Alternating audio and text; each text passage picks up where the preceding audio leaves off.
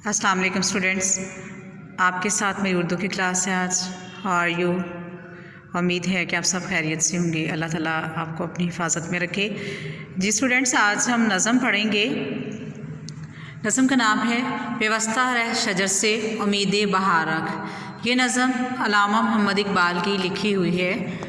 As you know, अल्लामा मोहम्मद इकबाल 9 नवंबर 1877 को पैदा हुए और इकबाल को शायर मशरक़ भी कहा जाता है। यानी आपने बहुत सी जो है शायरी की, और आपकी शायरी जो है फ़िक्र अमल की दावत देती है, और आपने बहुत सारी नज़में लिखी। आपकी शायरी हमेशा हमें एक उम्मीद का पैगाम देती है और हमें फ़िक्र अमल की दावत देती है। यानी कि आपके हर एक शेर में एक मकसद पाया जाता है, एक सबक पाया जाता है, एक मैसेज मिलता है। तो इसी तरह से स्टूडेंट्स, उनकी लिखी हुई नज़म है पेवस्ता रह शजर से उम्मीद बहार रख। इस नज़म में हम आज तशरीह देखेंगे। पेवस्ता रह शजर से, पेवस्ता यानी कि जुड़े रहना, मिलकर रहना, शजर दरख्त यानी कि दरख्त के साथ जुड़कर रहो, उम्मीद बहार रख यानी कि फिर उम्मीद बहार, बहार की उम्मीद। यानी अगर हम दरख्त के साथ जुड़कर रहते हैं तो फिर हम बहार की उम्मीद भी रख सकते हैं।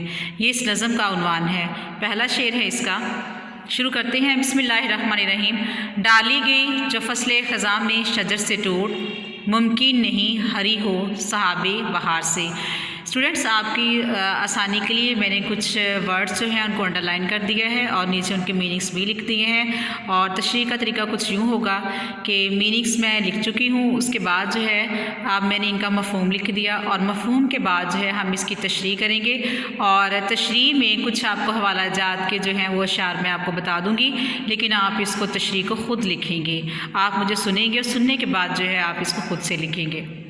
जी, इस शेर में जो हमारे अल्फाज मानी हैं वो यूँ कुछ लिखे हुए हैं। डाली, टहनी यानी शाख, फसल, मौसम, सहाब, बादल, ख़िज़ां, पतझड़, शजर, दरख्त, हरी, सब्ज़। मफ़हूम है जो शाख ख़िज़ां के मौसम में दरख्त से टूट जाए, मौसम बहार के बादल में भी उसका दोबारा हरा होना नामुमकिन है। अब इस शेर में शायर का जो कहने का मकसद है, जो मफ़हूम पाया जाता है, उसमें है कि जो टहनी या शाख जो है ख़ज़ां के मौसम में दरख्त से टूट कर गिर जाती है। अब चाहे बहार का मौसम आए, कोई भी मौसम आए, उस पर असर नहीं होता और उसका दोबारा से हरा होना यानी सरसब्ज़ होना नामुमकिन है। जी स्टूडेंट्स, असल में थोड़ी सी बात कर लेते हैं हम इस नज़म पे कि अल्लामा इकबाल ने इस नज़म में उम्मत मुसलमा के नौजवानों को कहा है कि तुम शजर इस्लाम के साथ जुड़कर रहो और अच्छे दिनों की उम्मीद रखो। वो मिसाल देकर समझाते हैं कि जिस तरह कोई शाख दरख्त से कट जाए तो वो दोबारा हरी नहीं हो सकती, उस पर हमेशा के लिए ख़ज़ां छा जाती है और कभी भी बरगोबार से नहीं भरती, उस पर फल फूल पत्ते नहीं आते। तो इकबाल कहते हैं तेरे गुलिस्तान में ख़ज़ां कैसे आ गई, क्यों तेरा दामन फूल के जरदानों से खाली हो गया, तेरे परिंदे तेरे अंदर छुपकर अल्लाह की हम्द व सना क्यों नहीं करते, तो कटी हुई शाख से सबक हासिल क्यों नहीं करता।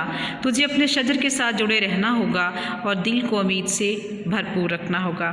दूसरी तरह से असल में वो हमें एक किस्म का सबक दे रहे हैं कि जैसे कटी हुई शाख पर जो ना कभी पत्ते आते हैं ना फल फूल खिलते हैं, तो इसलिए जो है जब हम अपने शजर इस्लाम से अलग हो जाते हैं तो सेम हमारी कंडीशन होती है। अगर हम उसके साथ मिलजुल कर रहते हैं तो फिर उसमें हमारी कामयाबी है, फिर हम पर बहार भी आएगी, हर मौसम हम पर असरअंदाज होगा, फल भी लगेंगे, फूल भी खिलेंगे, पत्ते भी लगेंगे। इट मीन्स कि हम कामयाबियाँ समेटेंगे।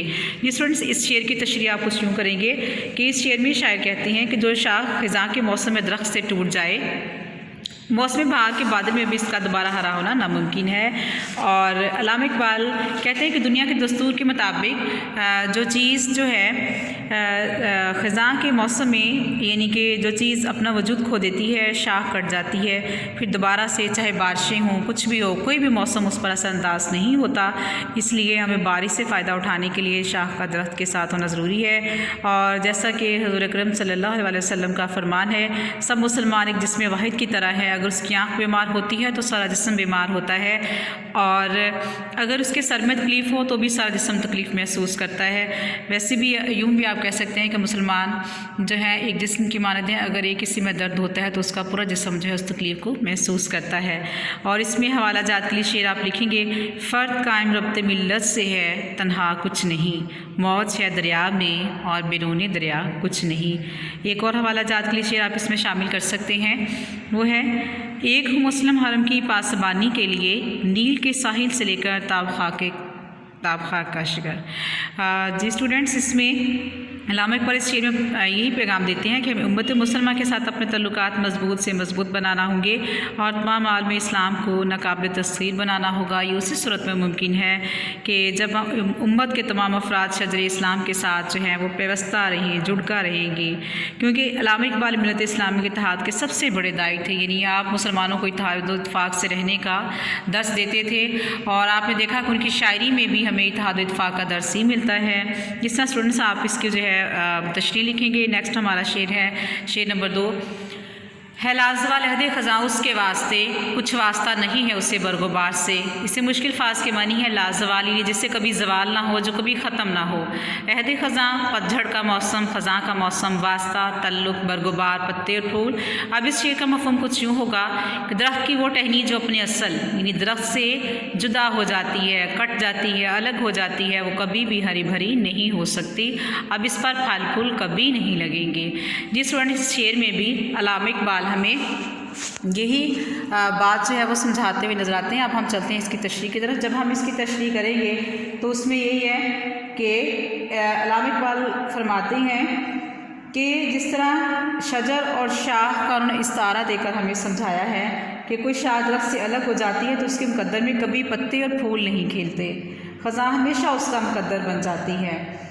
इसी तरह से इसमें अल्लामा इकबाल फरमाते हैं कि अगर मुसलमानों को ज़िंदगी गुजारने के यानी कि वो अपने उन तमाम सिफ़ात से महरूम हो चुके जिनमें पहले से थी, अगर वो दोबारा से उनको जो है अपनी ज़िंदगी में ले आएँ, दोबारा से वो सिफ़ात अपने आप में पैदा कर लें, तो वो अपनी इज़्ज़त व वक़ार के साथ ज़िंदगी गुजार सकते हैं और अपना खोया हुआ मकाम हासिल कर सकते हैं।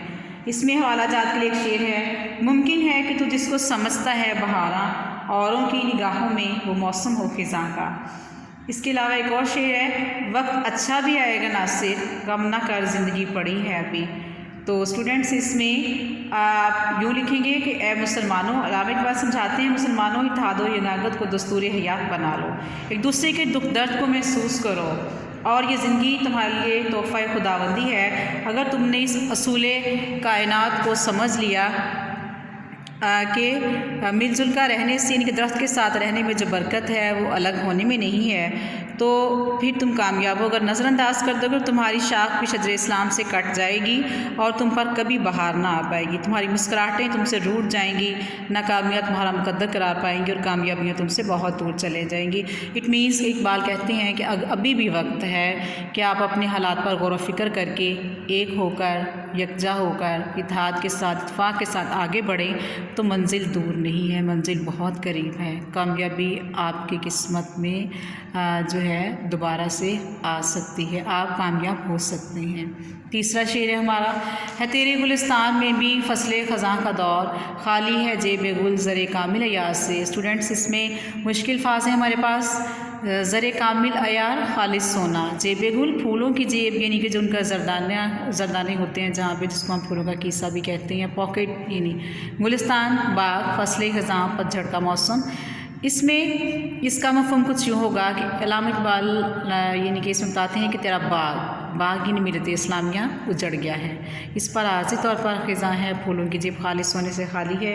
इट मीन्स कि इसमें अल्लामा इकबाल जो है मिलत इस्लामिया के ज़वाल पर आंसू बहा रहे हैं और वो कहते हैं कि ये वो दौर था जब मुसलमान इंतहाई नाजुक वक्त से गुजरे थे। गैर मुस्लिम क़ुव्वतें मुसलमानों के दरमियान तअस्सुब फैलाने में मसरूफ़ थीं। उम्मत मुसलमान फ़िरका परस्ती का शिकार हो चुकी थी और इत्तेहाद इत्तेफाक का सबक भूल चुकी थी। हालांकि अल्लाह ताला का इरशाद है, तुम सब मिलकर अल्लाह ताला की रस्सी को मजबूती से थाम लो और तफ़र्क़ा ना करो।